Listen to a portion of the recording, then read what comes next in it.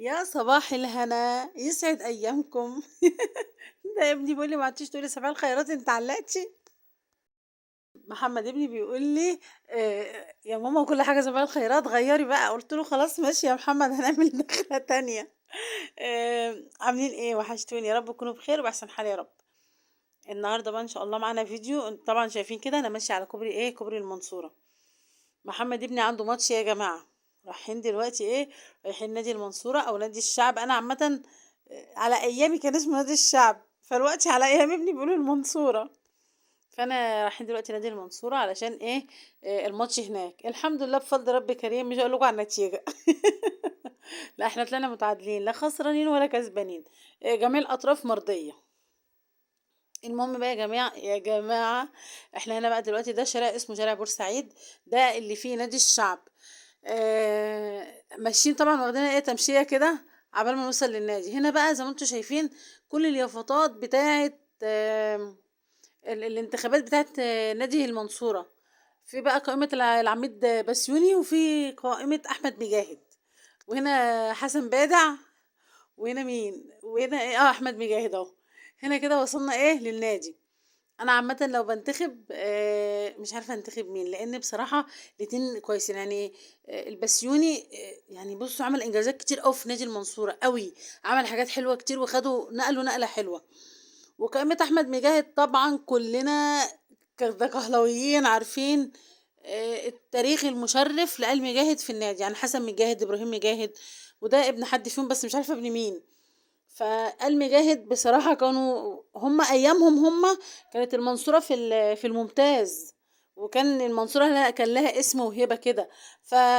في حيرة بقى، يعني عايزين آل مجاهد والّا عاوزين البسيوني؟ الله يكون في عون بقى اللي هينتخب، أنا عن نفسي برّه. المهم يا حبايبي، دخلنا بقى النادي زي ما أنتم شايفين، وهنا إيه قاعدين بقى العيال ولادنا كده عشان إيه يتجهزوا عشان إيه يدخلوا الماتش بتاعهم. هنا بقى العيال كانوا بيلبسوا ايه الفوتبول بقى وايه وبيستعدوا. هو كان يوم جميل. بصوا هقول لكم على حاجه، انا بحب اروح الماتشات دي ليه؟ اولا هم براعم، الدوري بتاعنا ده اسمه دوري البراعم لان هم لسه صغيرين. يعني ابني ان شاء الله ان شاء الله كل سنه وهو طيب يا رب، واحد واحد يبقى 12 سنه ان شاء الله.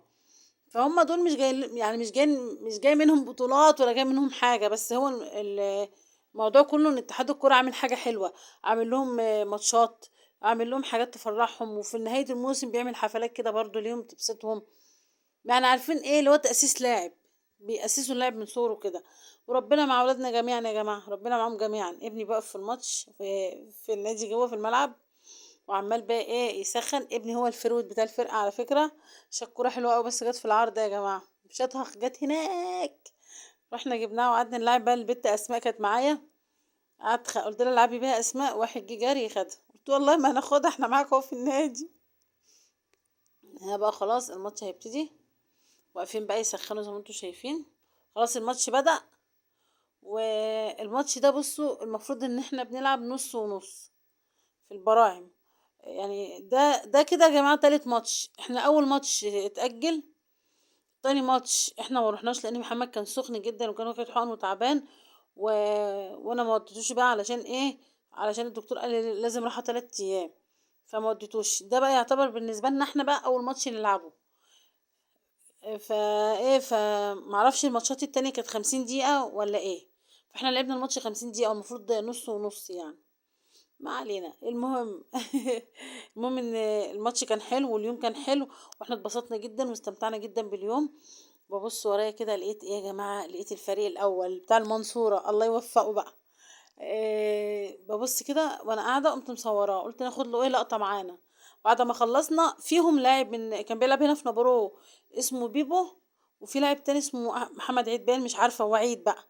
محمد ابني بعد ما خلص الماتش بتاعه راح قعد يسلم عليهم بالاحضان والقبلات. الواد ابني يا ولاد فيمس، والله ابني فيمس خالص. ابني مشهور يا جماعه في نابورو وفي المنصوره، كابتن بقى. ربنا يا رب يحفظه ويحفظ اللي زيه يا رب، اللهم امين يا رب العالمين. هنا بقى خلصوا وخارجين مكسرين حبايب قلبي. العيال بصوا 50 دقيقة متواصلة، العيال لعبوا 50 دقيقة متواصلة ما خدوش راحة خالص. يعني ما بقاش شوط وشوط، 50 دقيقة على بعض. فالعيال خرجوا مهبطين، والشمس زي ما انتوا شايفين، والجو حر. فاحنا ايه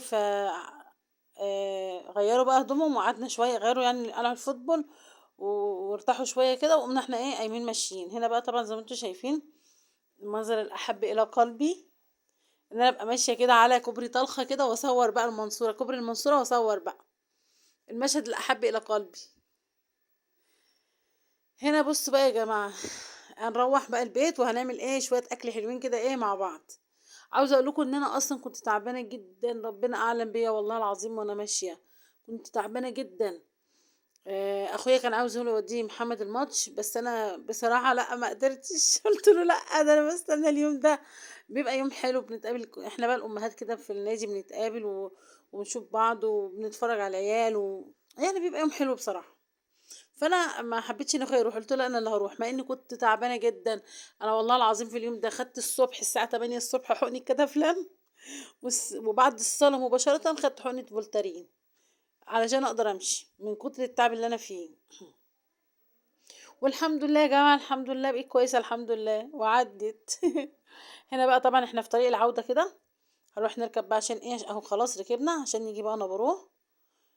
وبعد ما نوصل بقى بالسلامه ان شاء الله هنعمل شويه اكل. زي ما انتم شايفين هنا بقى طلخه المنصوره اهي.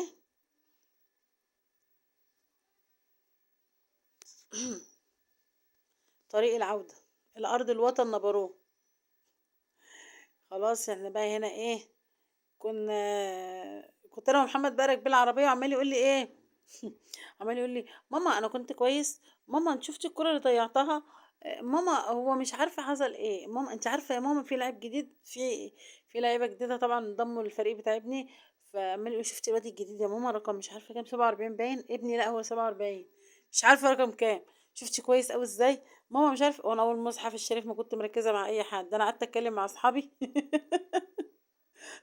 وما ركزتش في الماتش اصلا. حتى الكرة العرضية اللي هو شاطها وجت بره دي مش انا اللي شايفاها والله، ما خدت بالي منها. قعد بقى زعلان ومقموص، قلت له يا حبيبي انا مصوراك كده يعني عشان يطلع من دماغي.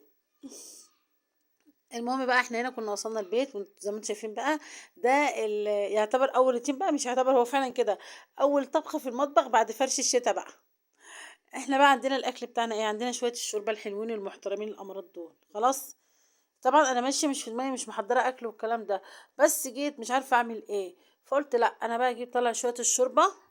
ده لستات البيوت بقى اللي بتبقى محتاره، اوعي ترمي الشوربه، الشوربه في بيتك كنز والله العظيم. انا كنت الاول برمي الشوربه، انا اصلا كده كده ما بحبش الشوربه، فكنت برميها، بس لا اكتشفت بعد كده ان الشوربه كنز. عملت ايه بقى، جبت الشوربه طبعا غليتها، وغسلت رز زي ما انتم شايفين. هنعمل بقى فتة، وهنعمل لسان عصفور، وهنعمل بقى الصلصة دي اللي بتحط على الفتة، بصوا بقى وشوية سلطة. بصوا أكل بقى أخطر خطير. أكل جميل جدا. أنا بقى من الناس اللي بتموت في الفتة، بحب الفتة جدا بحبها قوي. هنا بقى زي ما انتم شايفين حطيت بقى الشوربة تغلي، وعملت لسان عصفور، والعين اللي هناك دي عليها الرز. كل الأكل ده وحياة ربنا يعني ممكن يكون 20 دقيقة يكون يعني كان خلصان. يعني بس مسافة ما الرز اللي هو ايه استوى وتردد خلاص بقى. زي ما انتم شايفين كده اهو هقلبه ايه، لسه في شوية مية، فقلت لنفسي اديله كمان ايه دقيقة كده سيكة كده. فاستنيت لما نشف شوية قمت ايه موطيه عليه. هنا بقى عملت ايه، هنا بقى جبت شوية توم حلوين كده، وقمت رايحة عصرة شوية طماطم برضو حلوين اهو، وحمرت صفرت التومة مش حمرتها، صفرتها، لان انا قلت لكم قبل كده بحبش التومة لا تتحمر ولا اي حاجه. التومه بتمرر بتخلي طعم الاكل وحش، فالتومه تصفر يا جماعه تصفر. هنا بقى صفرت التومه وحطيت الطماطم، وهنا كانت الشوربه خلاص غليت معانا غلوتين ثلاثه كده، واقفلي عليها، ما تزوديش على لسان العصفور. وطبعا تحطي المرقه اللي بتخلي طعمها حكايه، مرقه الدجاج. اوعي تنسي مرقه الدجاج في لسان العصفور، بجد بتنقل الشوربه دي في حته تانية خالص. يعني انا من انجح الناس اللي بيعملوا لسان عصفور بسبب مرقه الدجاج. هنا بقى هنعمل ايه، هنا بقى زي ما انتم شايفين هعمل طبق السلطة ايه المحترم معانا. محمد ابني ما بيحبش الشبت على السلطة، اعمل ايه يا جماعة؟ فعملت عود صغير كده، برضو دخل المطبخ يقول لي برضو عملتي شبت. شلت من الشبت ده حبة والله كتير، بس اعمل ايه بقى، الشبت برضو بيخلي طعم السلطه حلو. المهم بقى ايه، خلاص عملت طبق السلطه. وهخش دلوقتي بقى، انا كده خلصت الاكل، قفلت على الرز وقفلت على الطماطم وقفلت على شوربه لسان عصفور. هعمل ايه بقى، هعمل بقى العيش، اجيب شويه زيت حلوين كده واسخنهم، واقوم رايحه حاطه فيهم ايه الرز. شوفوا بقى، شوفوا العيش، هحط قصدي العيش. شايفين العيش بعمل ازاي، لونه بقى ذهبي، بقى مقرمش كده. عارفين الرز العيش اللي بيبقى مقرمش كده، اللي هو بيعمل صوت كده، بقى مخرفش كده يعني، مش عارفه بتقولوا ايه بقى، تخبطوا عليه يعمل صوت، ما علينا. المهم خلاص، هو خد اللون الذهبي معانا ونشف خالص. انا بحب العيش كده، لازم العيش يبقى كده بتاع الفته، ما يبقاش ابيض زي ما هو، لانه بيعجن كده، ما بيعجنش كده، يبقى طعمه جميل قوي. شوفوا بوريكم اهو العيش عامل ازاي. هنا بقى اجيب بقى شويه زيت، وهجيب برضو شويه توم محترمين كده، وهصفر التومه دي. وبعد كده هعمل ايه، هجيب بقى الخل واطش عليها على طول.